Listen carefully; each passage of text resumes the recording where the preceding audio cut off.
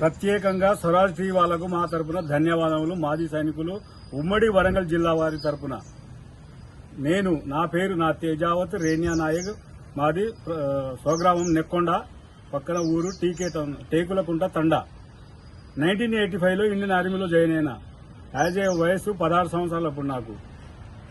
తర్వాత రెగ్యులర్ గా training complete చేసి తర్వాత ఉద్యోగం చేసుకుంటూ నా యొక్క జీవితానికి మంచిగానే డ్యూటీలు చేశాను. తర్వాత మాకు అనుకోకుండా ఈ కార్గిల్ యుద్ధం గురించి మాకు ఇన్ఫర్మేషన్ వచ్చింది.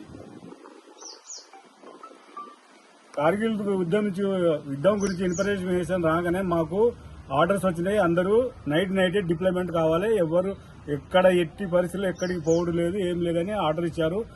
ఇవ్వగానే నేను నా యొక్క బండి మీద గన్ టో చేసుకుని బై రోడ్ మేము భటిండా లొకేషన్ లో ఉండేది. భటిండా నుంచి బై రోడ్ కార్గిల్ శ్రీనగర్ 4 రోజులకు చేరుకున్నాము. కార్గిల్ సెక్టర్ లో కార్గిల్ సెక్టర్ చేరుకున్నాక అక్కడ గన్ అన్లోడ్ చేసి హ్యాండ్ ఓవర్ చేసి ఆడనే మరి ఏదైనా ప్రాబ్లం వస్తుందని అక్కడనే 15 రోజులు మాకు ఉంచారు.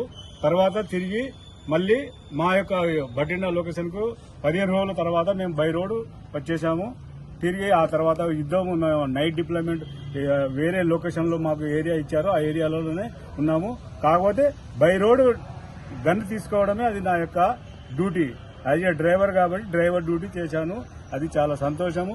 ఆ తర్వాత మా యొక్క పాకిస్తాన్ తోటి గెలవాలనే మా యొక్క ఆర్మీలో నారాయణ డూ ఆర్ డై, చెయ్యి లేకుంటే సావాలి. అది ఇంగ్లీష్ ఒక డూ ఆర్ డై. ప్రతి ఒక్క ఎంట్రన్స్ లో ఇదే పెడతారు అన్నట్టు. కాబట్టి అందరూ యువకులు ఆలోచించాలి. ఆర్మీ అంటే సామాన్యం కాదు, అందరూ అర్థం చేసుకోవాలి ఆర్మీ వాళ్ళ గురించి. థ్యాంక్స్. ఇప్పుడు ఇండియన్ ఆర్మీలోకి చేరాలనుకునే యువతకు మీరిచ్చే సందేశం ఏంటి సార్? నేను అనేది అంటే ప్రతి ఒక్క మానవుడు పుట్టుక వచ్చినప్పుడు మనం అనుకోవాలి, నార్మల్ రాజకీయ నాయకులు ఇలా చేసి దేశాన్ని ముంచగొడుతున్నారు, కానీ బార్డర్ సరిహద్దులో ఉన్న వాళ్లకు తెలుస్తుంది